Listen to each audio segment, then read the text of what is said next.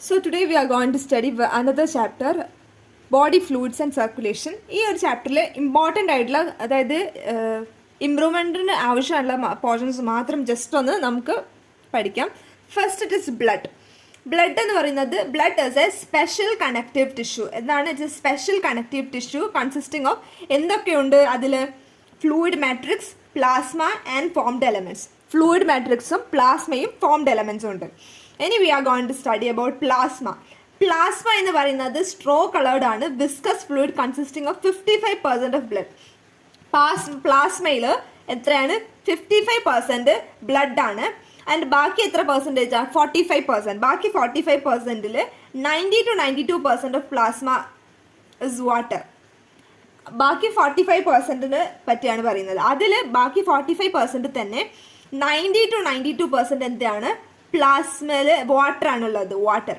പിന്നെ പ്രോട്ടീൻ എത്രയുണ്ട്? Protein 6 to 8%. So ബാക്കിയുള്ള 45ൽ 90 to 92% വാട്ടറും പ്രോട്ടീന് 6 to 8% ആയിരിക്കും.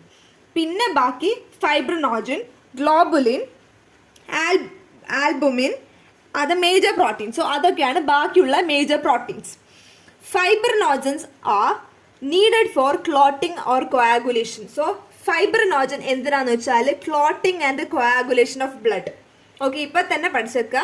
എന്താണെന്ന് വെച്ചാൽ നിങ്ങളിങ്ങനെ സൈഡിൽ എഴുതി വെച്ചോളി. ഫൈബ്രിനോജൻ എന്തിനാണ്? Clotting. Okay. Globulin.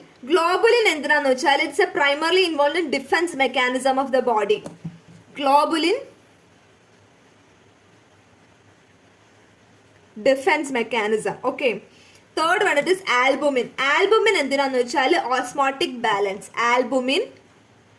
Albumin osmotic balance. ആവശ്യമുള്ളതൊക്കെ നിങ്ങളുടെ ടെക്സ്റ്റിന്റെ റൈറ്റ് സൈഡിൽ എഴുതി വെക്കാം. റൈറ്റ് സൈഡിലും ലെഫ്റ്റ് സൈഡിലും എഴുതി വെക്കാനാണ് സ്പേസ് കൊടുത്തിട്ടുള്ളത്. Okay. And plasma contain small amount of minerals like Na+, Ca2+, Mg2+, HCO3-, Cl-, etcetera. പിന്നെ glucose, amino acids, lipids etcetera are present in plasma as they are always transit in the body. Factor of coagulation or clotting blood present in the plasma is an inactive form. So ക്ലോട്ടിങ്ങിൽ എന്താണ് factor? എന്താണ്? ഒരു inactive form ആണ്. And plasma without clotting factor is called serum. Plasma without clotting factor is called the serum. Next we are going to study about formed elements. Okay. Formed elements നെ പറ്റി പറയുമ്പോൾ erythrocytes, leukocytes and platelets are collectively called formed elements. Formed elements ആണ് erythrocytes-ഉം leukocytes-ഉം platelets-ഉം. നമ്മൾ നേരത്തെ പഠിച്ചു, എന്താ ഇവിടെ പഠിച്ചു, ബ്ലഡിൽ പ്ലാസ്മയുണ്ട്, ഫ്ലൂയിഡ് ഫോംഡ് എലമെന്റ്സ് ഉണ്ട്, ഫ്ലൂയിഡ് മെട്രിക്സ് ഉണ്ട്. ഫോംഡ് എലമെന്റ്സിനെ പറ്റിയാണ് തൊട്ട് തന്നെ പറഞ്ഞത്. It contain 55% blood, 90 to 92% water, proteins 6 to 8, പിന്നെ ഫൈബ്രിനോജൻ, ഗ്ലോബുലിൻ, ആൽബുമിൻ ഒക്കെ ഉണ്ടാകുന്നത്. ഫോംഡ് എലമെന്റ്സ് എന്ന് പറയുമ്പോൾ എരിത്രോസൈറ്റ്സും ല്യൂക്കോസൈറ്റ്സും പ്ലേറ്റ്ലെറ്റ്സിനെയും കളക്റ്റീവ്ലി പറയുന്ന പേരാണ് formed elements. And okay, sorry, ഇതിൽ 55% പ്ലാസ്മ 55% ഓഫ് ബ്ലഡ് ആണ്. ബാക്കിയുള്ള 45% എന്താണ്? ഫോംഡ് എലമെന്റ്സ് ആട്ടോ. സോറി, മൈ മിസ്റ്റേക്ക് ആയിരുന്നു. 55 + 45 ആണ്. 55 എന്താന്ന് വെച്ചാൽ പ്ലാസ്മയും 45 ഫോംഡ് എലമെന്റ്സും ആണ്. ഓക്കെ. എരിത്രോസൈറ്റ്സ് ആണ് നമ്മുടെ സ്വന്തം RBC. എരിത്രോസൈറ്റ്സ് ആണ് RBC. Most abundant of all cell in blood. A healthy adult man has an average of 5 million to 5.5 million RBC. RBCs are formed in red bone marrow in adult. RBCs are devoid of nucleus in most of the mammals. And ഇത് important ആട്ടോ. RBCs are devoid of nucleus in most of the mammals. എൻട്രൻസിനൊക്കെ കൂടുതലും ചോദിക്കുന്ന ഒരു ഇതാണ്. നമുക്ക് ഏതാണ് error എന്നൊക്കെ ചോദിക്കുമ്പോൾ അങ്ങനെ തിരുത്തി ചോദിക്കാറുണ്ട്. And RBC's shape, they are biconcave in shape. They have red colored iron containing complex protein hemoglobin, red colored iron containing protein. Hence the color name of the cell. A healthy individual has 12 to 16 gram of hemoglobin in every 100 ml of blood. ഓരോ 100 ml of bloodലും 12 to 16 gram of hemoglobin ഉണ്ട്. These molecules play a significant role in transport of respiratory gases. Respiratory gasesന്റെ transportന് ഈ molecules play ചെയ്യുന്നുണ്ട്. RBCs have an average lifespan of 120 days ആണ് RBC lifespan. After 120 days, they are destroyed by spleen നമ്മൾ എന്താ പറയുക, graveyard of RBC. Next എന്താണ് പറയാനുള്ളത്? Leukocytes.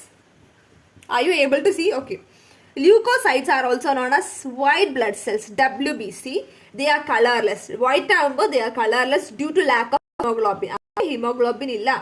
They are nucleated and are relatively lesser in number, which is average 6,000 to 8,000 of blood. Leukocytes are short-lived. We have two main categories of WBCs, granulocytes and agranulocytes. Neutrophils, eosinophils, basophils are different granulocytes, while lymphocytes, monocytes are agranulocytes. Neutrophils are the most abundant cells, 60 to 65% neutrophils. ഇതിന്റെ shape, ഇതിന്റെ ഒക്കെ shape നിങ്ങൾ not ചെയ്യണം, ഒക്കെ important ആണ്. Okay. And next basophil. Basophil എന്ന് പറയുന്നത് lease ആണ്, 0.5 to 1% ആണ്. Neutrophils and monocytes 6 to 8% are phagocytic cells and destroy foreign organisms entering the body.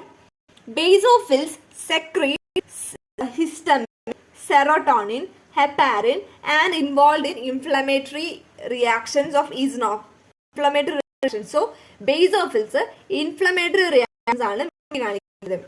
Next, eosinophils 2 to 3% ആണ് resist infection. Eosinophils 2 to 3% ആണ് and resist എന്താണ് infection and are also allergic reactions. Lymphocytes 20 to 25% are made to B type ഉണ്ട്, T type ഉണ്ട്. B and lymphocytes are for platelets are called thrombocytes. Platelets also thrombocytes and self-kerocytes. Blood normally contains 150,000 to 350,000 platelets. Platelets can release a variety of substances, most of which are involved in coagulation or clotting. A reduction in their number can lead to clotting disorder, which will leads to excessive loss of blood from the body.